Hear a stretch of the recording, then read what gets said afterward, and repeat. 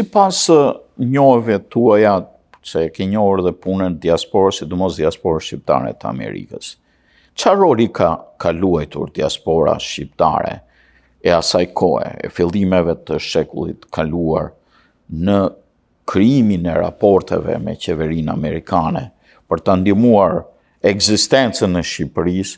Mendoj se sidomos diaspora e Bostonit ka luajtur një rol, Bostoni, New York, ajo zonë atje e lindjes së Amerikës ka luajtur një rol të rëndësishëm, megjithëse nuk janë kënë numerik, nuk ka kënë një numër i madh atje, po ka kënë një numër i konsiderueshëm dhe shqiptarët në Amerikë kanë ditë të veprojnë. Kanë disa koka, Noli, Konica e tjerë që e kanë prezantuar shumë mirë çështjen shqiptare tek autoritetet amerikane dhe efektet e asaj punë shifen me Wilsonin në Versailles. E ma vonë, pra Amerika ka pas interes për Shqipërinë dhe shqiptarët. Shqiptarët në Amerikë janë shumë të suksesshëm. Mendoj se askund nuk janë shqiptarët më të suksesshëm se sa në Shtetet Bashkuara. Se liritë që i ka Amerika janë diçka që shqiptarët i duan shumë. Oportunitetet, shanset për me ecë përpara, me vazhduar me u zhvillua, nuk i ka as i vend se që ka Amerika. Ne po diskutonim së bashku, Luk, në një bisedë paraprake, faktin që po vjet re kohët e fundit që brezi i ri shqiptar është inkuadruar në jetën amerikane dhe individët shqiptar. Ne shqiptarët, një gjykim timin, nuk di sa i saktë jam, kur jemi si individ, ecim mjaft përpara. Kur përpiqemi të bëjmë si grupim, fillojmë të nxjerrim pengesa njëri tjetrit. E vërtet, këto gjeneratat e reja kanë ecë shumë përpara në këto 2 dekadet e fundit. Student, profesionist, kemi të gjitha fushave.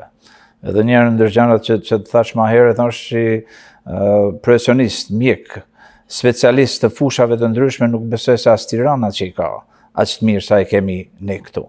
Pra shkollimi i mirë amerikan, edukimi i brezave në universitetet më të mira ka bën gjëra magjike për të rritë tonë. Megjithatë, kjo na vën neve si media një detyrë të madhe. Ne duhet ta nxjerrim në pa të gjithë këto vlera të diasporës shqiptare amerikane që në pak njihen. Sepse njerëzit futen në realitetin e tyre të përditshëm, të punës apo të arritjeve dhe nuk dihet puna apo veprimtaria e intelektualëve shqiptaro-amerikan të lindur apo të rritur, të kultivuar në Shtetet e Bashkuara. Ne e kemi këtë si pikësynim dhe të përpiqemi të nxjerrim sa më shumë individ që t'ju themi edhe komunitetit tonë që kemi njerëz, kemi individ caktuar, ju keni shërbyer si pedagog, si mësues në shkollat amerikane këtu. Edhe keni kaluar brezat të tërë nxënësish. Shumë për e tyre ti sot ishe në vende pune të vlerësuara dhe ky ishte konkluzioni nga mendova unë nga po dilje dhe po më thoje. Janë shumë të suksesshëm, shumë nga ata fëmijë që i kam pasur në shkollë, po edhe tjerë, i shoh edhe shok të fëmijëve të mi. Për shembull, vajza ka qenë në Universitetin e Michiganit për 4 vite, atje ka plot shqiptar. Pra numri që është universiteti më i vështirë për të... Po një nga 10 universitetet më të mira të Amerikës, mos në shtatet edhe ka plot shqiptar aty. Atër dhe universitetet e tjera kanë një numër shumë të madh. Unë di kur kam shkuar para 40 vitesh në universitet nuk ka pas shqiptar. A nuk ka pas? Aty ku kam shkuar nuk ka pas asnjë, në Eastern Michigan. Kur shkojmë për të ndjekur nxënësit në për shkolla, ka njerëz që më thonë që janë shqiptar, personat që kam takuar aty dhe shiko sa shqiptar ka këtu që dallohen, janë valediktorian, janë kështu dhe në mjaft nga shkollat ku ka grumbullim shqiptarësh, shqiptarët edhe në shkollat e mesme shquhen. Shumë e vërtet. Para një 2 vitesh ishim në Malsi me shoqatën Malsi e madhe për t'i nda bursat studentore dhe ishte një grup bukur i mirë, një 30-40 veta, aty malsor edhe mu desh pak një grim një lekcion mi thanë atyre për studentat këtu, edhe tregova që malsorët janë shumë të suksesshëm në Amerikë. Edhe ju këtu kur mos e mbani kryet ulët, po mbani kryet lartë, se jeni shumë të talentuar. Se në Maltëzi, në Jugoslavi, shqiptarin gjithmonë janë munu me i për ullë. Me ban si kur ata nuk janë aq të aftë sa slavët, sa tjerët, sa malezezët, serbët e kështu. Por shqiptarët janë shumë të aftë dhe këta janë të treguar çdo ditë ma tepër. Tani të ndalemi në vijimin e historisë. Pas komunizmit, ringjallja e raporteve miqësore midis Shqipërisë dhe Amerikës filloi me hapjen e ambasadës amerikane në Tiranë, me vizitën e sekretarit Baker në Tiranë, që ishte një vizitë e papritur edhe mjaft masive, që tregonte se pavarësisht nga ato vitet të tëra kur akuzoheshin për xhandari botës, Amerika e tjerë më radh, shqiptarët e dinin që Amerika ishte fanari i lirisë dhe kjo është mjaftomentonse të mua. Ajo vizitë ka kënë diçka jashtëzakonshme, me siguri të kujtohet, e kemi pa edhe këtu në lajmet amerikane CNN e tjerat, vizita e James Baker në Tiranë ka treguar, kënë ai akti i parë që ka treguar dashurinë që e kanë populli shqiptar për Shtetet Bashkuara e Amerikës, edhe kuptohet edhe me George W. Bush, vizitën e tij edhe atëherë e tjera. George Bush në vërtet në atë kohë ishte jo shumë i preferuar në Shtetet Bashkuara, se kishin probleme këtu në Amerikë në atë kohë, po dhe amerikanët komentonin si është e mundur që në Shqipëri e duan kaq shumë, e në Amerikë nuk e duan atë shumë. E kjo është presidenti jonë, jo i tyre. Nisi ajo që nga lufta e Kosovës. Lufta e Kosovës ishte një gur themeli edhe për organizimin, lobimin e diasporës shqiptare. Ju keni qenë në krye të shoqatës Malësia e Madhe, që është nga shoqatat më patriotike në mendimin tim, edhe më e angazhuar për çështjet kombëtare këtu në diasporë, përgjithsisht me malësor nga Malësia e Madhe, por që ruan vlerat edhe patriotizmin karakteristik të zonës shqiptarëve që ndodhen në Maltëzi. Po, jo vetëm shoqata Malësia e Madhe. Po mirë, gjithë shoqatat, po malësorët në përgjithësi. Dhe e kam thënë këtu dhe ma parë, me disa persona që kemi kënë grup këtu, në panel të njëjtë, se malësorët ka kënë ai motori i çështjes së Kosovës. Jo vetëm vitet 90-ta, mas ramjes së komunizmit, po dhe në vitet 80-ta e ma parë. Që nga 81 malësorët këtu janë inkuadruar, kanë udhëheq protesta, kanë bërë takime me senator, kongresist, president e tjerë. Pra, malësorët janë ata që e kanë fut emrin Kosovë në Kongresin Amerikan, në shtëpinë e bardhë. Atëherë, kuptohet se dhe tjerë kanë vazhduar, po malësorët kanë kënë numerikisht shumë të mëdhej, po këtu në Michigan edhe në New York. Në New York nuk kanë kënë atë shumë, po ai grupi vogël malësorësh ka bën punë më shumë se sa ata grupet tjera të zonave tjera shqiptare, pra janë kënë jashtëzakonisht aktiv malësorët e New Yorkut.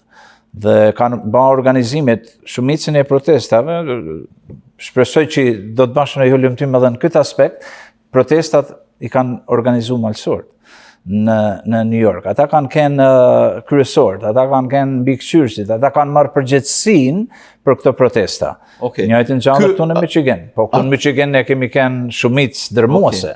Unë e kam konstatuar këtë gjë, edhe ju vlerësoj, por kam një pyetje. Ti si malësor, pse janë kaq patriot malësorët? Po malësorët janë shumë të vujtur.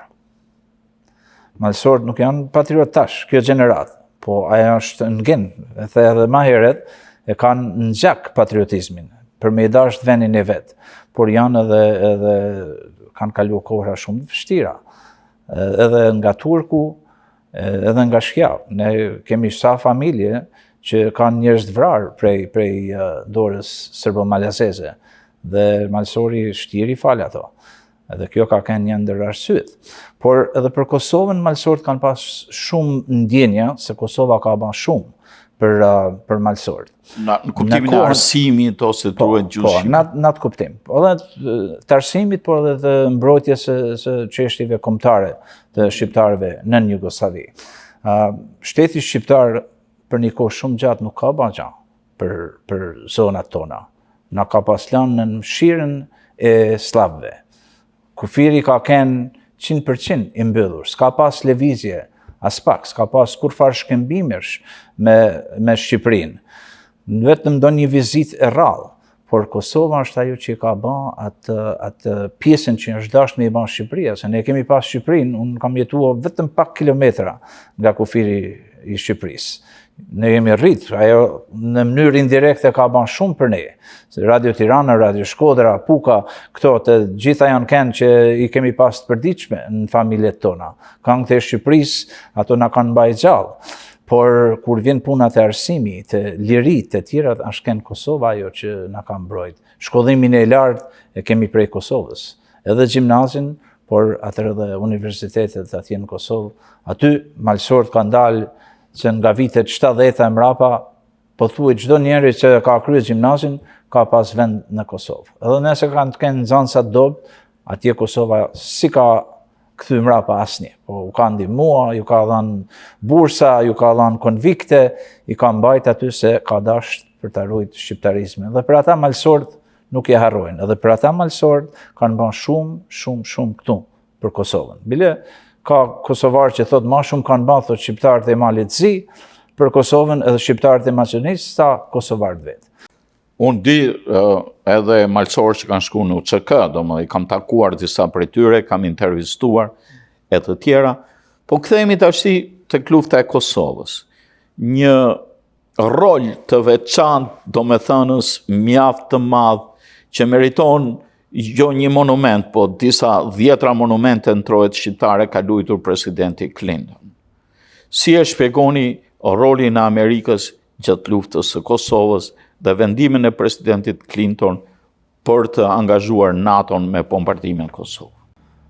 Po, kjo puna e shqiptarëve të Amerikës ka qenë brillante për të informuar edhe presidentet, por edhe Kongresin Amerikan. Pra, ata kanë mësu se kush është Kosova, se çka po ndodh në Kosovë.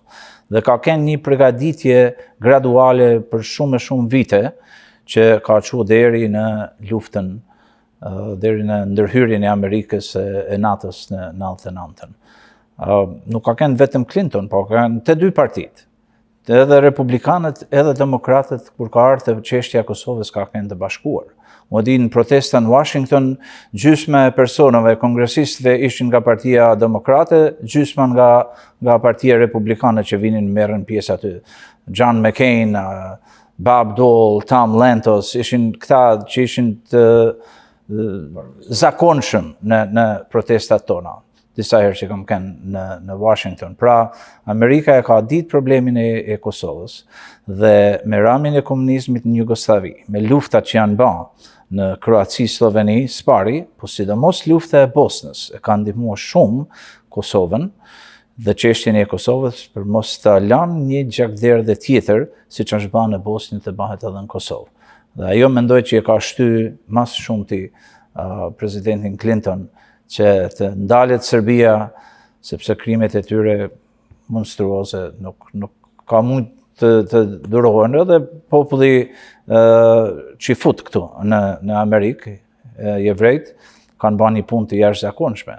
Ata kanë vujt shumë në luftën e dytë botërore dhe më duk sikur u kthye ajo koha e Hitlerit, ato çka i kanë kaluar ata, duke i parë në Bosnë, atëherë edhe fillimin në Kosovë, dhe kanë pas një rol shumë të madh qysh Madeleine Albright dhe të tjerëve për të ndaluar luftën në Kosovë, për të ndaluar Serbinë, për të larguar Serbinë i herë për gjithmonë nga Kosova.